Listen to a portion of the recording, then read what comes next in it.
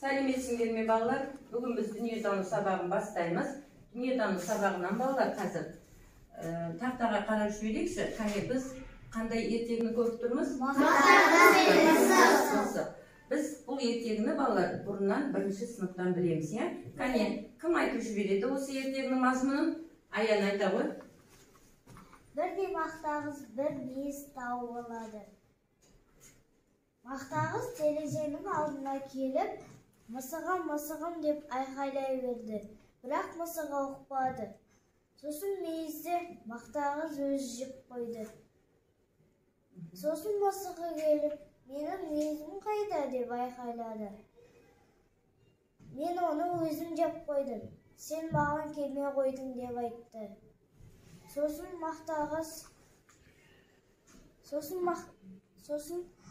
мысық стөлдің үстіне шығып, сүтті төгіп жіберді. Сосын мақтағыз құйрығын жұлып алды. Құйрығымды қайтаршы деп жалынды. Сен бірінші маған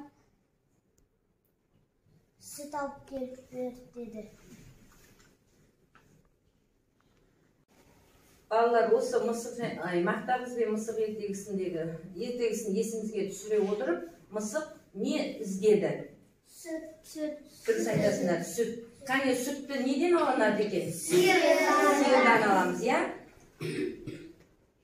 Міне, сүтті сиырдан алады екенбіз. Тағы сүт өнімдерін тағы қандай жануарлардан аламыз? Түйеден аламыз, тағыдан.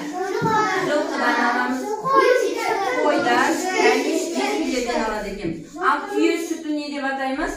Шұбар дейміз. Жылқы сүті не деп атаймыз? Қымыз деп атаймыз. Ешкі сүті де адамға өте пайдалы емдік қасиеті бар екен. Келесі балалар, жапырақ. Жапырақты неден алынады? Ағаштан алынады, жақсы. Келесі, суды неден аламыз? Жер асты суларынан және бұлақтардан алынады екен. Жер асты суларынан және құдықтардан алынады екен, я? Келесі, мысық жаңа қыздарға келіп, қыздардан су сұраған балалар. Енді мысық қайда келді балалар? Тауыққа келіп, тауықтан не сұрады? Жұмыртқа сұрады. Ендеше жұмыртқаны неден алады екенбіз? Үй құстарынан алады екенбіз. Міне, үй құстарынан алады екенбіз, жұмыртқаны. Келесі балалар, мынау не екен балалар? Тары. Тарыны қайда өсіреміз? Бидайда. Қайда өсіреді? Дұрыс айтасыңдар. Егіс. Айта қойшы. Егістік алқаптан алынады екен. Жақсы. Ендеше балалар, біз сендермен мақтағыз және мысық ертегісін қорытындылай келе, бүгінгі біздің дүниетанудан өтетін сабағымыздың тақырыбы өсімдіктер мен жануарлардың адам өміріндегі рөлі. Бүгінгі сабақта сен адамдардың табиғатсыз өмір сүре алмайтынын түсінесің. Сабақтың мақсаты зерттеу негізінде өз өңіріндегі табиғи жағдайлардың өсімдік және жануарлар әлемі, су нысандары, оң және кері тұстарын талдауды үйренеміз. Енді балалар, мына суреттерге назар аударып жіберейікші. Қане, мына суретте туралы кім не баяндап бере алады? Қане айта ғой. Табиғат, жануарлар, адамдар бір-бірімен тығыз байланысты.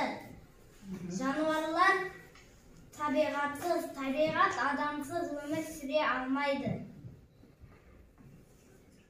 Адамдар табиғатпен тығыз байланысты.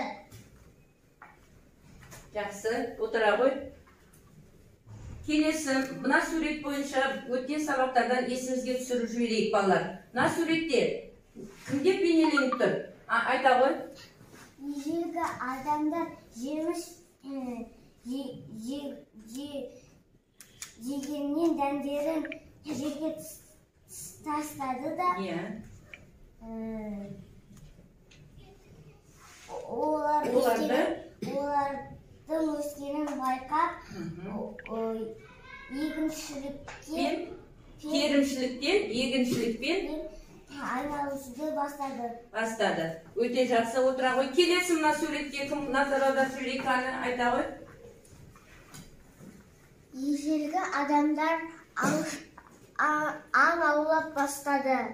Сосын олар кішкентай төлдерді асырауға болатынын түсінді де аңшылықтан мал шаруашылығына көшті. Өте жақсы, отыра ғой. Керемет балалар. Енді балалар, мен сендерге мына бір сұрақ қояйын. Бұнда жануарлардан, өсімдіктерден, құстардан және табиғаттан не алынатынын байқайық. Қаны, айта қойыңдар, кезекпен айта береміз балалар. Мынау қалай аталынады? Жылқы. Айта бере ғой, тұра ғой орнынан. Жылқыны көк етінде пайдаланамыз. Не алынады жылқыдан? Жылқыдан ет, қымыз аламыз. Өте жақсы. Келесі? Сиырдан сүт өнімдерін аламыз. Сүттен не жасалынады? Сүттен не жасалынады балалар? Айтып жеріңдер? Құрт, май, ірімшік алынады екен. Өте жақсы. Келесі? Біз қойдан терісінен киім тоқимыз. Және асық ойнаймыз. Жақсы. Келесі? Келесі суретке ал. Тауықтан біз ет аламыз, жұмыртқа аламыз. Жұмыртқа аламыз, отыра ғой. Келесі балалар. Нан өнімдерін? Нан өнімдерін біз бидайдан аламыз. Жақсы. Нан туралы айтып жібере қойшы. Нанның қоқымын құстарға беру, жерге тастамау керек.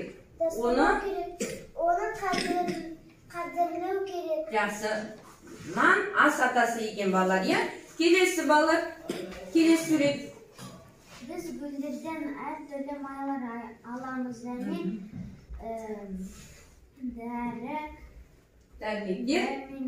дәрмектер аламыз. Аламыз. Отыра ғой, жақсы. Келесі. Біз бау-бақшадан жемістер, көкөністер, жидектерді аламыз.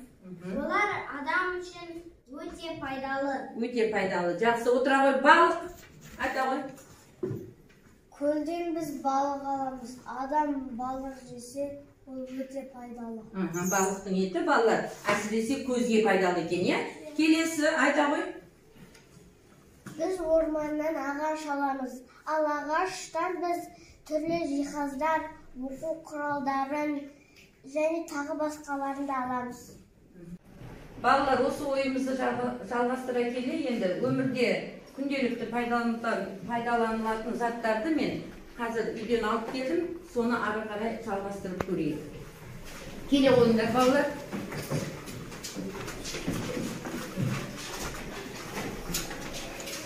Қане балалар, мынау не? Қанттан не алынады? Қантты не істейміз? Дұрыс айтасыздар, қантты бұлшасынан аламыз. Шайға қосамыз, иә, күнделікті өмірде пайдаланылады екенбіз. Келесі, мынау не балалар? Шай. Шайды не үшін пайдаланамыз? Шайдан шай дайындаймыз, шай ішеміз, иә, жақсы. Келесі, мынау не? Тұз. Тұздық неден алады? Көлдерден аламыз, иә. Жақсы. Келесі, мынау не балалар? Мақта. Мақтаны қайдан аламыз? Және одан үстіміздегі киімдерді алады екенбіз, иә. Келесі, мынау не балалар? Дәрі-дәрмектер. Оны қайдан аламыз? Көлден аламыз. Бұларды не үшін пайдаланамыз? Жазу үшін. Дұрыс айтасыңдар, иә? Емдік қасиеті бар, ауырмау үшін пайдаланады екенбіз. Мынау не балалар? Майшам. Майшамды неден алады? Балауыздан. Мұнай қалдықтан. Өте жақсы. Мұнай қалдықтарынан алады. Мынау не балалар? Май. Майды неден аламыз? Күнбағыс майынан алады екенбіз. Келесі, мынау не? Сұйық сабындар. Оны қайдан аламыз? Гүлдерден аламыз. Мұнай қалдықтарынан аламыз. Және оны өмірде күнделікті пайдаланамыз. Не үшін пайдаланамыз сабынды? Жуыну үшін, тазалық, сақтау үшін